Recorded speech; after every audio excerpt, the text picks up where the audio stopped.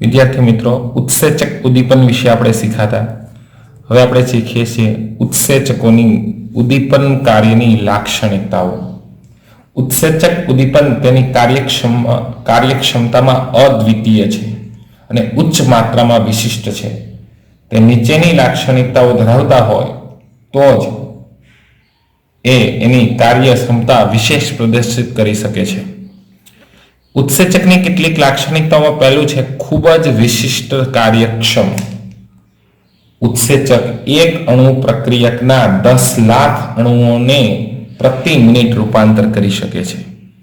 વિચાર કરો મિત્રો, એક અણુ હોય એનું લાખ અણુઓમાં રૂપાંતર કરવું એ ઉત્સેચક માટે 1 મિનિટનું કામ છે. આપણા શરીરની અંદર ઘણા બધા આવા અણુઓ હોય છે અને એનું રૂપાંતર કરવાનું કાર્ય ઉત્સેચક કરતા હોય છે. બીજું છે ઉચ્ચતમ વિશિષ્ટ સ્વભાવ. દરેક ઉત્સેચક આપેલા પ્રક્રિયા માટે વિશિષ્ટ હોય છે. એટલે કે એક ઉદ્દીપક એક પ્રક્રિયા કરતા વધુ પ્રક્રિયા માટે વપરાતો નથી. ઉદાહરણ તરીકે આપણા ખોરાકના પાચનની શરૂઆત મુખથી થાય તો આપણા લાળ રસમાં ટાઇલિન એમાઇલેઝ નામનો ઉત્સેચક હોય છે. તે સ્ટાર્ચનું પાચન કરે છે તો ત્યાં બીજો ઉત્સેચક કાર્ય ન આપે. વિશિષ્ટ એટલે જે તે પ્રક્રિયા માટે ચોક્કસ જ ઉત્સેચક હોય છે, ત્યાં બીજો ઉત્સેચક કાર્ય આપતો નથી. ટેક્સ્ટબુકમાં ઉદાહરણ આપ્યું છે કે યુરિયાના જળ વિભાજનમાં માત્ર યુરેજ નામનો ઉત્સેચક જ ચાલે.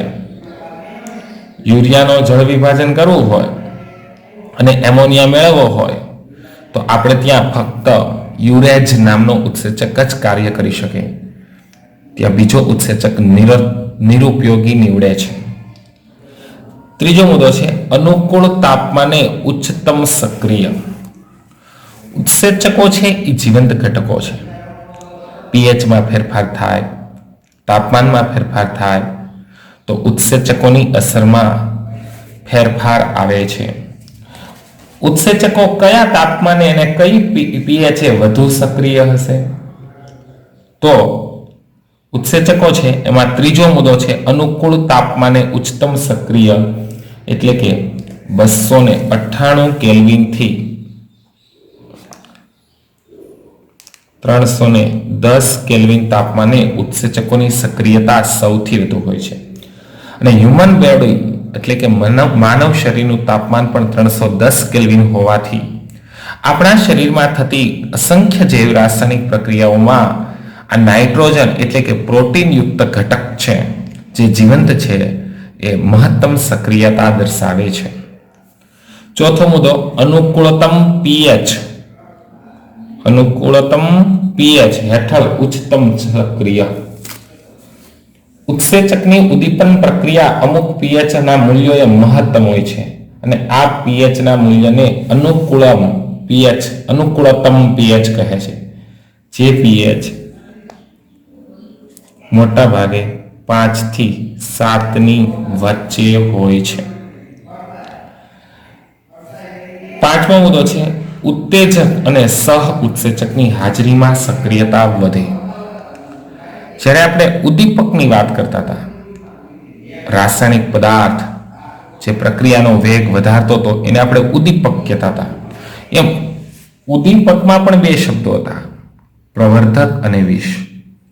જે ઉદ્દીપકની કાર્યક્ષમતામાં વધારો કરે એને આપણે પ્રવર્ધક કહેતા હતા. એવી જ રીતના અહીંયા ઉત્સેચક સાથે પણ અમુક પદાર્થો જોડાઈને ઉત્સેચકની કાર્યક્ષમતામાં વધારો કરે છે એને સહ ઉત્સેચક કહેવાય. ઉદ્દીપક એટલે રાસાયણિક પદાર્થ છે, ઘન પદાર્થ છે અને નિર્જીવ છે. ઉત્સેચક એટલે જીવંત પદાર્થ છે અને સજીવ છે. એ આપણે વારંવાર કહીએ છીએ કે ઉદ્યોગોમાં રાસાયણિક પ્રક્રિયાઓમાં જે પદાર્થ પ્રક્રિયાનો વેગ વધારે છે એને ઉદ્દીપક કહેવાય. જ્યારે જૈવ રાસાયણિક પ્રક્રિયાના વેગ વધારતા પદાર્થને ઉત્સેચક કહેવાય. તો સહ ઉત્સેચકની હાજરીમાં પણ સક્રિયતા વધે છે. એના ઉદાહરણ લઈએ.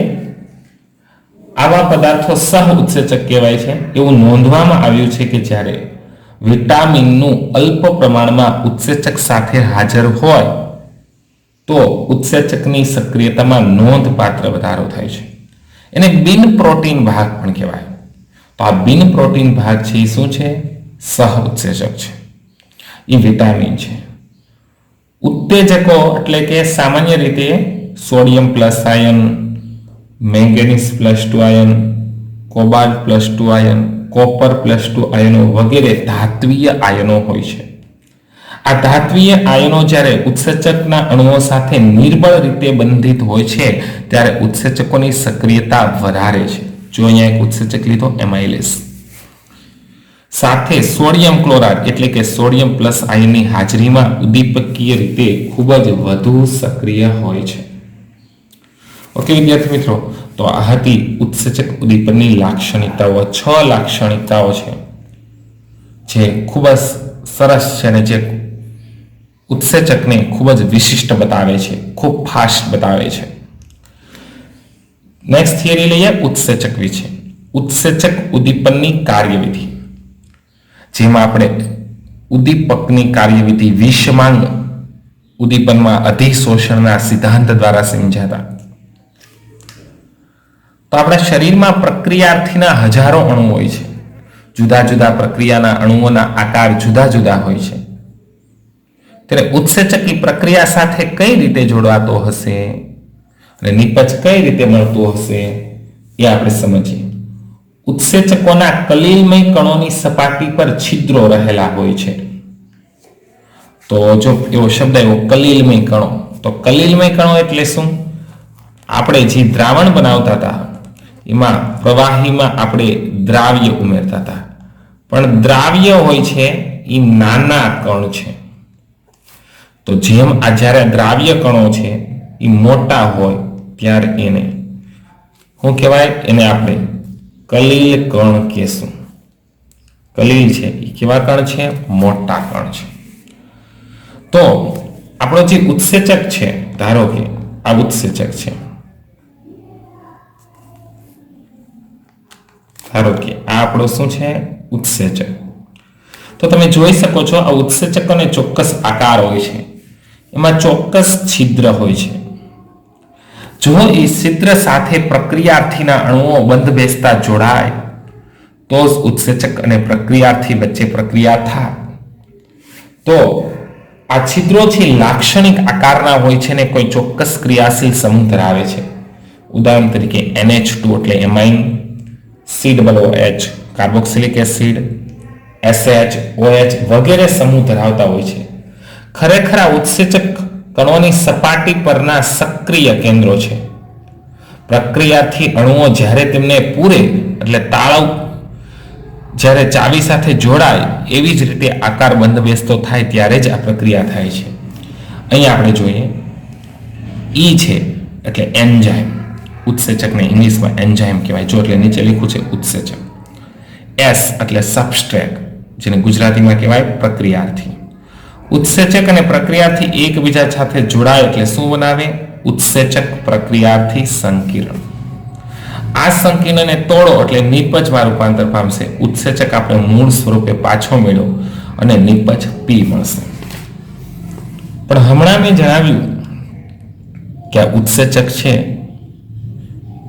એનામાં ચોક્કસ છિદ્રો હોય છે, એનામાં ચોક્કસ આકાર હોય છે. તો સમજીએ આપણે એ તાળા કૂચીના મોડેલ દ્વારા. આ ઉત્સેચક છે, આ છિદ્ર છે, આ બહાર નીકળતો ભાગ છે. આ ઉત્સેચકનો જે આકાર છે સાથે જોડાતો પ્રક્રિયાર્થી છે ને સંજ્ઞા S વડે બતાવેલો છે.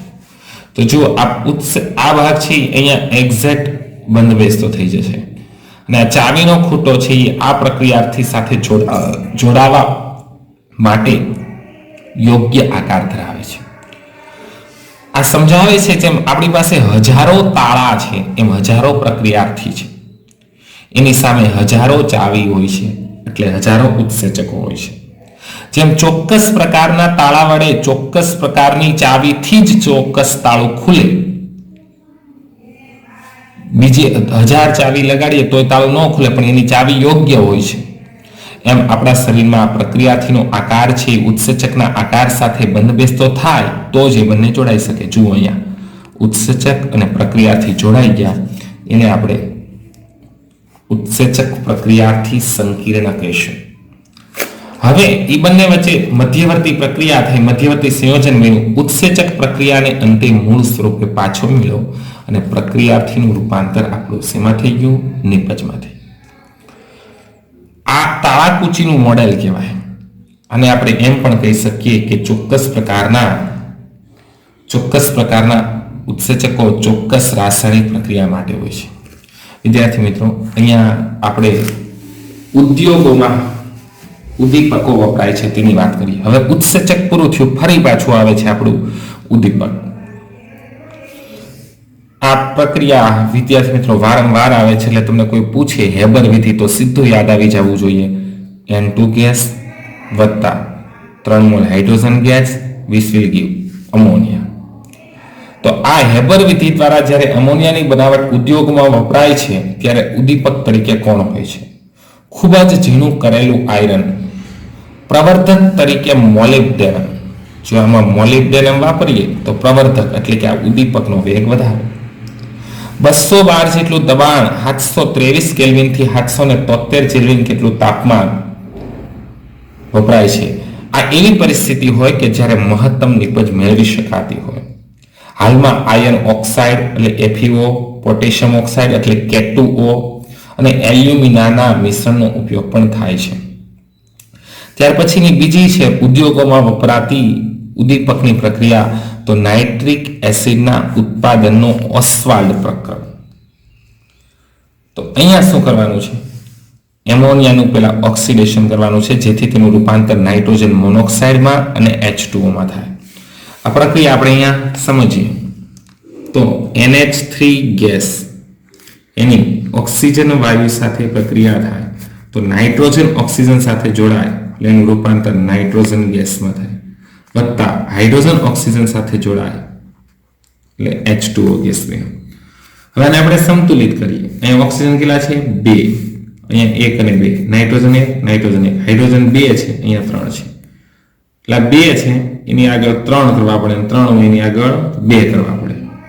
એમાં આપણે સંતુલિત કરતા રહેશું એટલે અહીંયા ગુણાંક 4 આવશે, અહીંયા 5 આવશે, અહીંયા 4 આવશે અને અહીંયા 6 આવશે. નાઇટ્રોજન મોનોક્સાઇડ બની ગયો. આ નાઇટ્રોજન મોનોક્સાઇડ ગેસની ઓક્સિજન વાયુ સાથે પ્રક્રિયા કરવાની નાઇટ્રોજન મોનોક્સાઇડનું રૂપાંતર નાઇટ્રોજન ડાયોક્સાઇડ ગેસમાં કરવાનું. ઓક્સિજન અહીંયા કેટલા છે? 3, અહીંયા 2 એટલે 2 વડે ગુણીએ, અહીંયા 2 કરીએ તો 2 અને 2 4 થઈ ગયું સંતુલિત. ઓસ્વાલ્ડ પ્રક્રમના બીજા તબક્કામાં નાઇટ્રોજન મોનોક્સાઇડનું રૂપાંતર નાઇટ્રોજન ડાયોક્સાઇડમાં થયું. છેલ્લો મુદ્દો, નાઇટ્રોજન ડાયોક્સાઇડ ગેસ વત્તા એનું જળ વિભાજન કરીએ પાણી અને ઓક્સિજનની હાજરીમાં. નાઇટ્રોજન ડાયોક્સાઇડ જ્યારે પાણી અને ઓક્સિજન સાથે જોડાય ત્યારે શું બને છે? નાઇટ્રિક એસિડનું જલીય દ્રાવણ. અને આને આપણે સંતુલિત કરતા અહીં ગુણાંક 4, અહીંયા 2 અને અહીંયા કેટલા મોલ ઉત્પન્ન થાય છે? 4 મોલ નાઇટ્રિક એસિડ ઉત્પન્ન થાય છે. આ પ્રક્રિયા માટે ઉદ્દીપક તરીકે પ્લેટિનાઇઝ્ડ એસ્બેસ્ટોસ અને તાપમાન 573 કેલ્વિન જેટલું હોય છે. ત્રીજો તબક્કો આવીએ, સલ્ફ્યુરિક એસિડના ઉત્પાદનનો સંપર્ક પ્રક્રમ. જો આ ત્રણેય બનાવટો તમારે પી વિભાગના તત્વો 2 એ ચેપ્ટરમાં ભણવાની છે. સલ્ફર ડાયોક્સાઇડની ઓક્સિજન સાથે પ્રક્રિયા કરવાથી સલ્ફર ટ્રાયોક્સાઇડ બને. અહીં તમે વિદ્યાર્થી મિત્રો જાણો છો કે વેનેડિયમ પેન્ટોક્સાઇડ ઉદ્દીપક અને 673 થી 723 કેલ્વિન જેટલું તાપમાન. આ સલ્ફર ટ્રાયોક્સાઇડ બન્યો છે એમાં સલ્ફ્યુરિક એસિડ સાથે પ્રક્રિયા કરાવો એટલે ઓલિયમ બને છે. બરાબર, સલ્ફર ટ્રાયોક્સાઇડની જ્યારે અગાઉથી બનેલા સલ્ફ્યુરિક એસિડ સાથે પ્રક્રિયા કરવામાં આવે છે ત્યારે તેનું રૂપાંતર શેમાં થાય છે? ઓલિયમ. ઓલિયમનું સૂત્ર શું છે? H2S2O7. અને એ ઓલિયમનું ફરી પાણી સાથે પ્રક્રિયા કરવાથી અહીં આપણને H2SO4 મળે છે. H2SO4 ના 2 મોલ મળે છે. આ પ્રક્રિયામાં ઉદ્દીપક તરીકે છે વેનેડિયમ પેન્ટોક્સાઇડ અને પ્રક્રિયાનું તાપમાન છે 673 કેલ્વિન થી 723 કેલ્વિન તાપમાન. તો આ હતી ઉદ્યોગોમાં થતી 3 પ્રક્રિયાઓ જે ખૂબ મહત્વની છે. અને પી વિભાગમાંના રાસાયણિક સમીકરણો પણ લખવાના છે. વિદ્યાર્થી મિત્રો, લખાણ સંબંધિત 3 પ્રશ્નો આપેલા છે. 5.4 થી લઈને 5.6 એ સોલ્વ કરવાનો પ્રયત્ન કરજો. અને પછીના પીરિયડમાં આપણે 3 પ્રશ્નો સોલ્વ કરીશું અને પછી ચેપ્ટરનો ત્રીજો ભાગ શરૂ કરીશું, જેનું નામ છે કલી અને પાયસ. Thank you.